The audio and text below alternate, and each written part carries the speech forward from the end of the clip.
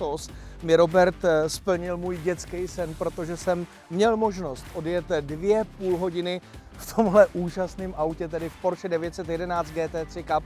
Mám to za sebou a ty emoce byly obrovský. Na začátku mi trvalo chvilku, než jsem se s tím zžil, ale ta druhá půl hodina byla absolutně nepopsatelná. Emotivní, zajel jsem čas 2:10:1 a za mě mám do konce života neskutečný zážitek.